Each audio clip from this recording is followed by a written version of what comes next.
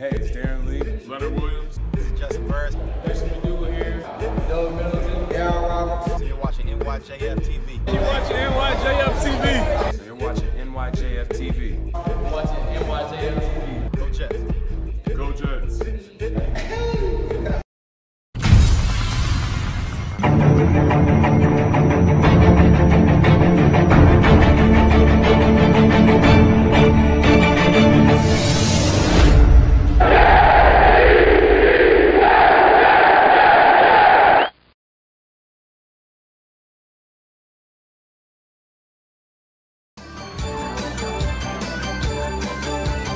Tied at my Tim Couch, Dougie P, Phillies coach Tim Couch back again. Then they drafted Spurgeon Wynn, Kelly Holcomb, Luke McCown, Jeff Garcia came to town, Dilbert, Charlie Fry, all of them went bye-bye.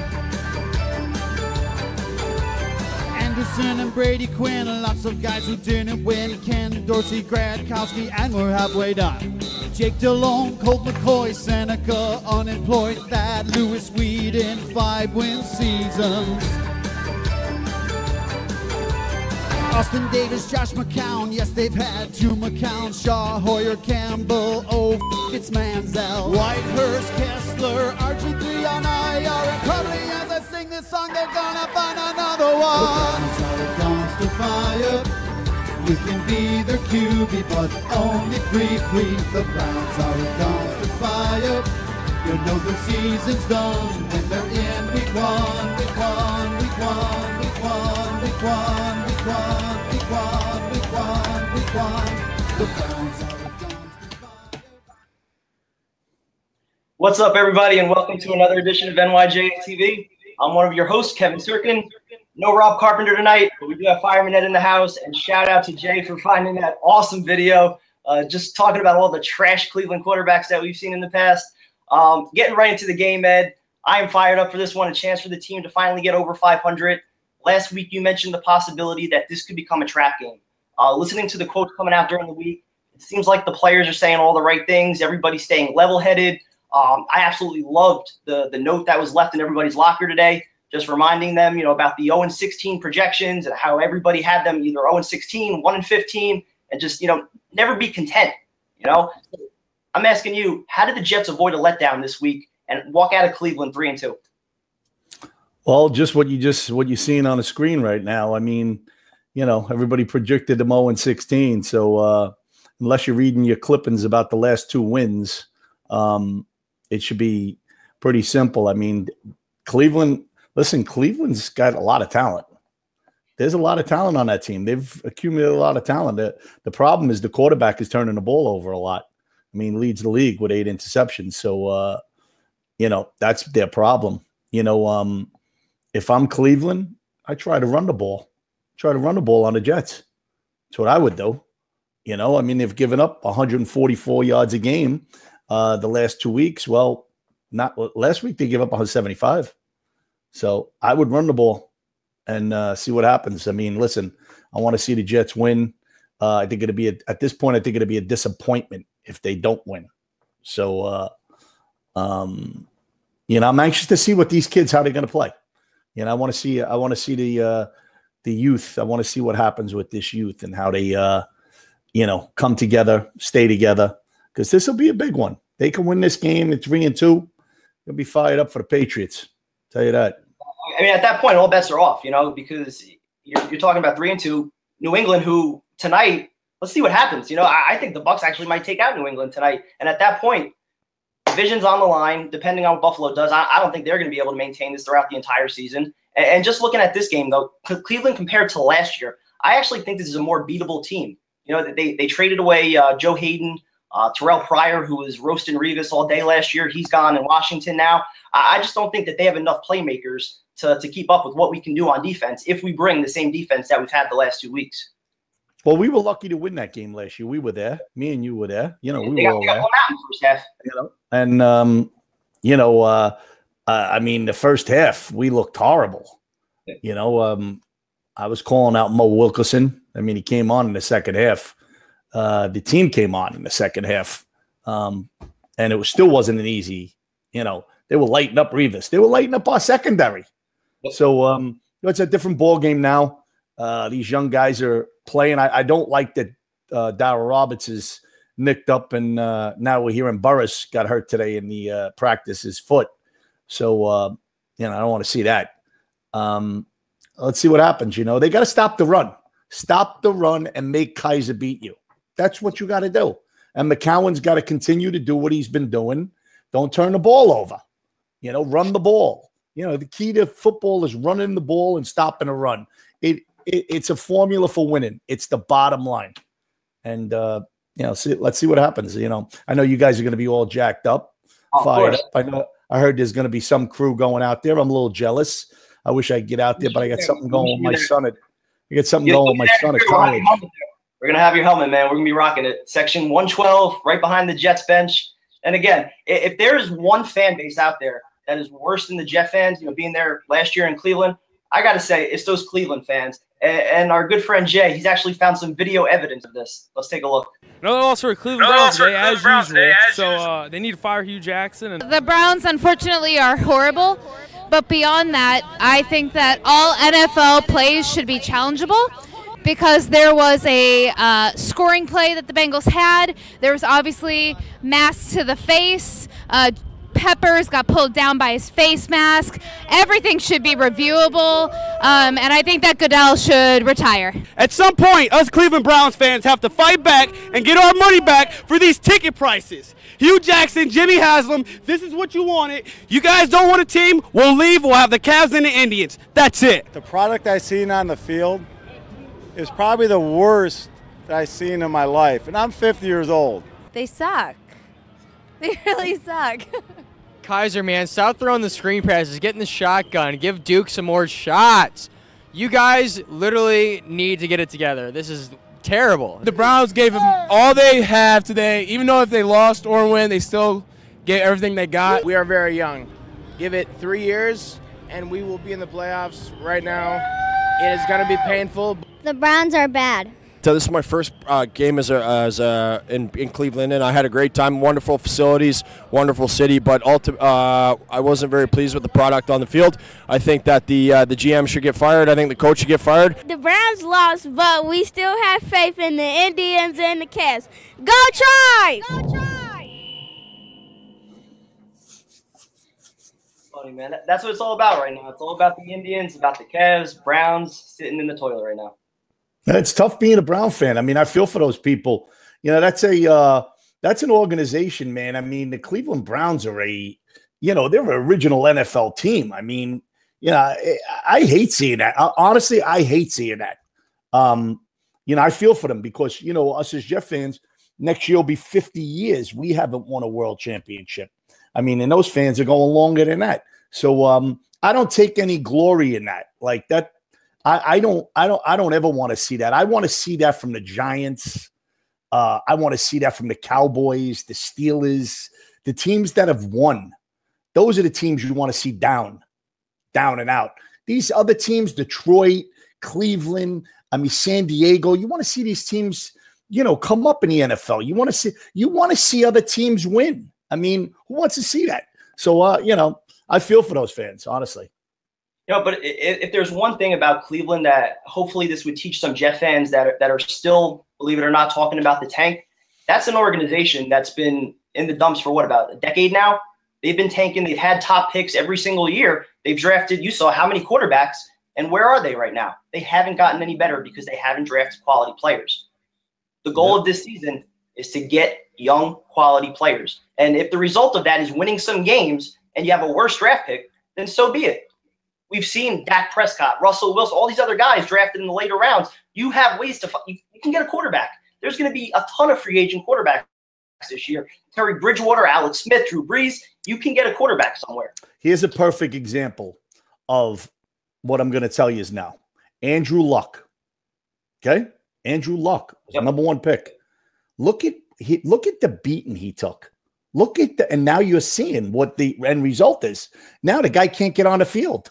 I mean, there's a stud of a quarterback, and they didn't surround him with talent. They did not surround him. They got him no offensive line. None. He had no offensive line. We're trying to build something from the ground up.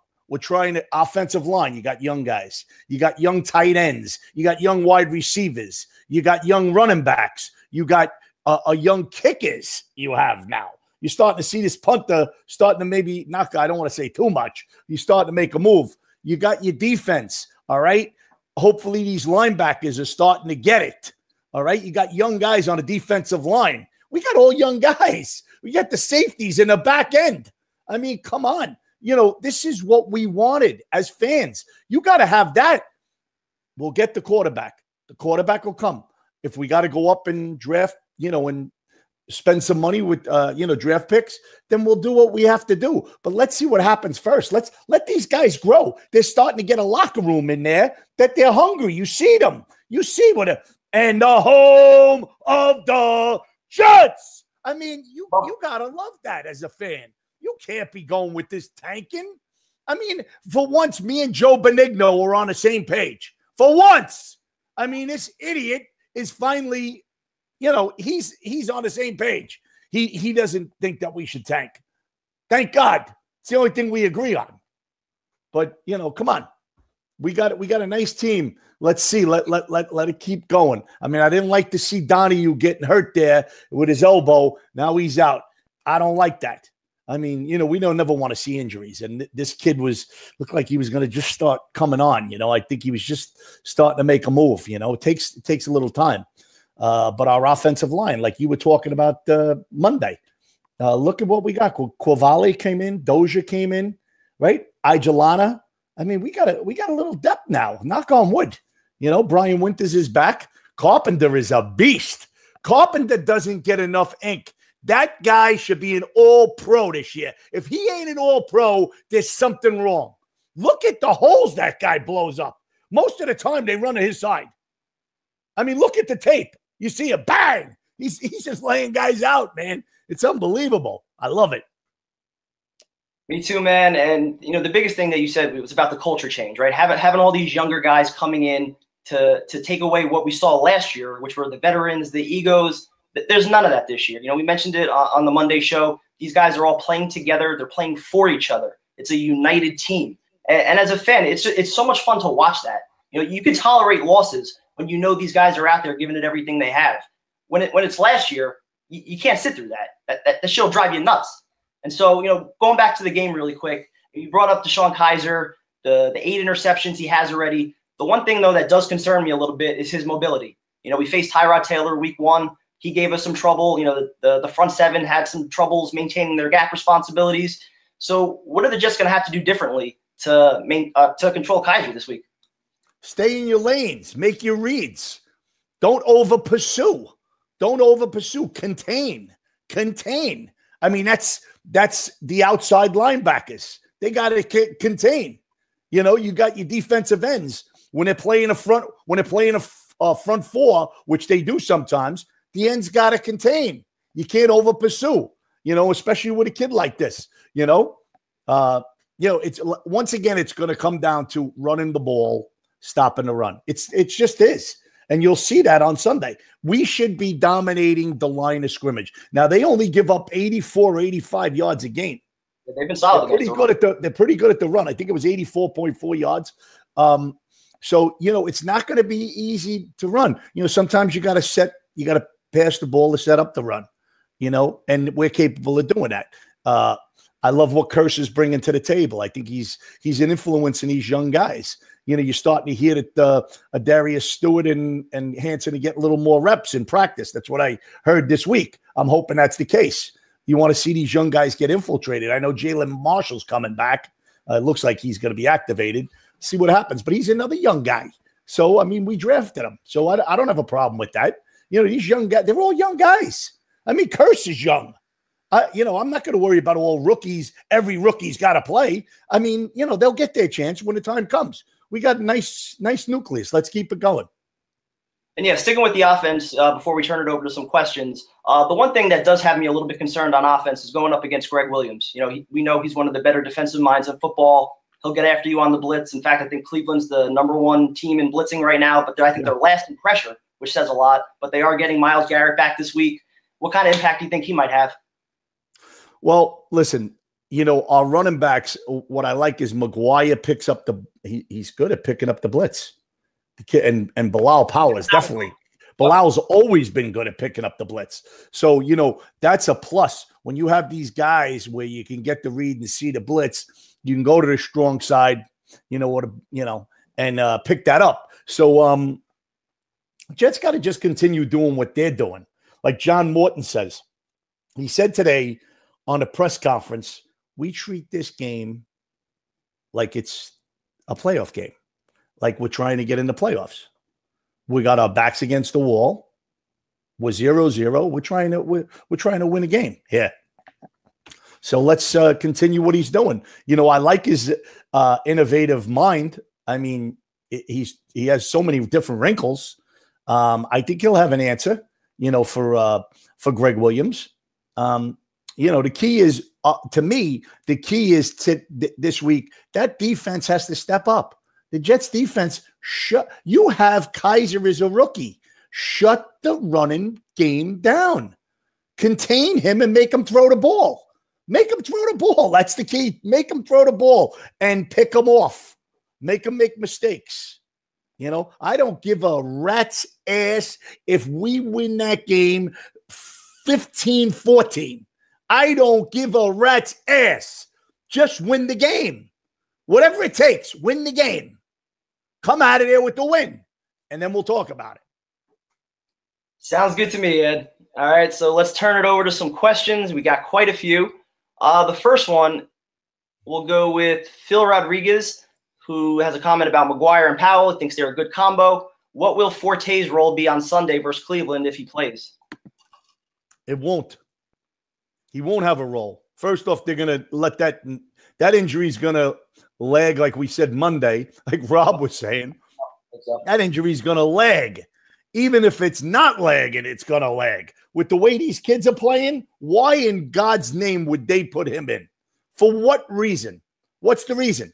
And now, by the way, you've seen my man, Lawrence Thomas, is now number 44 in your program. Number 44 in your program. So now he's a legitimate fullback. This is, you know, I might as well be Nostradamus. I mean, I said all along that the fullbacks weren't on the roster, and they weren't. Now we have our fullback. All right? Open up holes. The guy was opening up holes Sunday again. All right? Listen, we'll be okay. Stick to the plan. Absolutely. All right, we got Justin Megna, who wants to know your score prediction for Sunday. My score prediction for Sunday,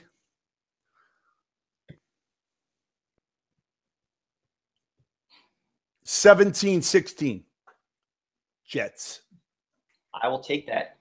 Like you said, I will take any victory that gets us into MetLife Stadium next week at 3-2. You know what? I think that you're right. It's going to be one of these ground and pound type games, low scoring, 20-16, something like that. I'm going with. But I think the Jets are still going to win it though. All right, moving right along. We got. I wish I could pronounce this right. Maurizio Petruzella, I think. When will the Jets move Darren Lee to outside linebacker? That's gonna. I don't think that's gonna happen. That's not gonna happen. Todd Bowles already talked about it. He's not moving him to outside linebacker. Yep. He's gonna. First off, the kid's gonna grow. He came into the league. He just turned 20 years old, so he's I think 23 now. He'll grow into it, and he's. Bowles likes him on the inside. I mean, do I think he gets pushed around? Yeah, I do. He's quick, but you see him get blown off the ball quite a bit.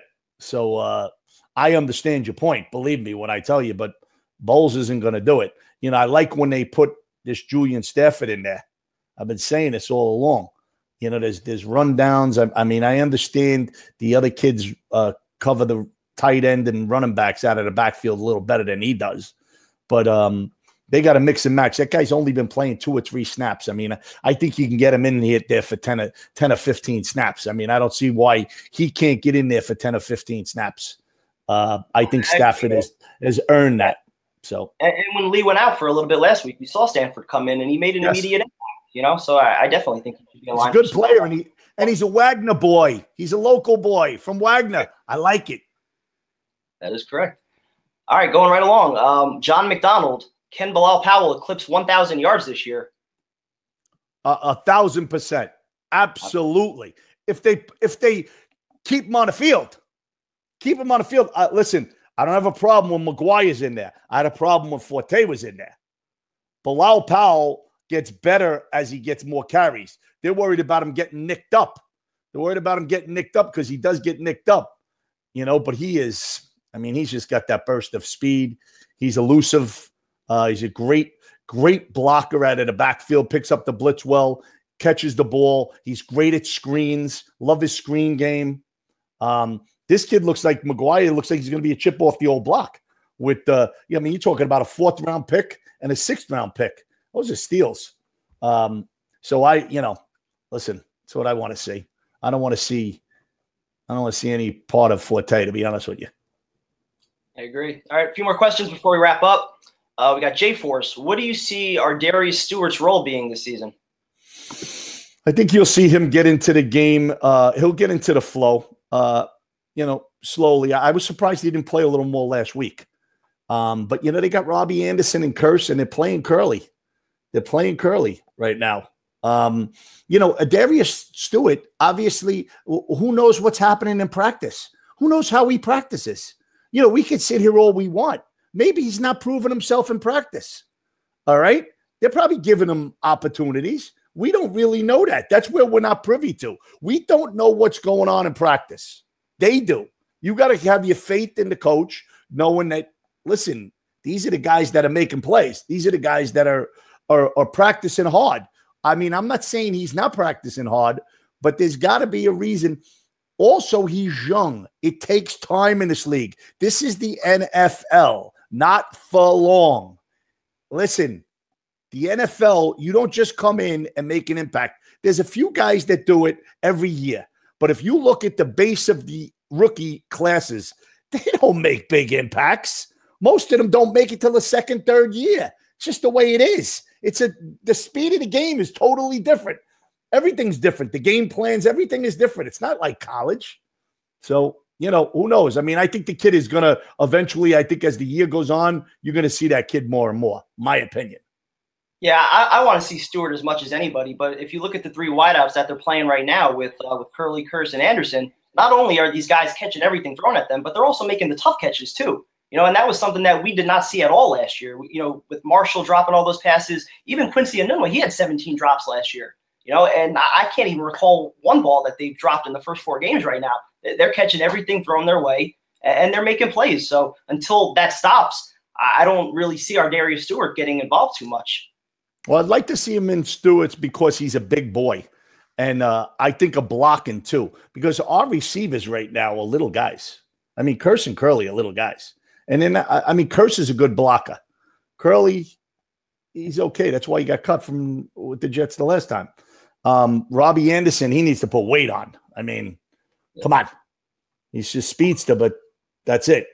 All right, Ed, I got a nice question for you. If we win a Super Bowl in the near future, can we count on having you lead the Jets chant down the Canyon of Heroes? Your lips to God's ears that we can win a Super Bowl. I sure hope we can before I get too old. I'm trying. I'm Father Time. I keep looking back, and Father Time he's catching up. The Grim Reaper's in the back of me. So I keep doing what I do. I work out as hard as I can. Will I do that? If the fans want me, if the Jets want me, they don't need no band. I'll rock the house. We'll go down the Canyon of Heroes when the crowds, which will be 5 million, by the way, 5 million they'll be. Won't be 2 million like the Giants. They'll be 5 million because you know why? All the Jet fans are in the weeds. They're all hanging out in the weeds, just waiting. They're just waiting. What are they waiting for? What we're talking about right now. They're just waiting. And I hope that someday that I can lead the fans and the team down the Canyon of Heroes because it'd be my pleasure. And I have enough energy right now to rock the house. So I hope it happens. Your lips to God's ears.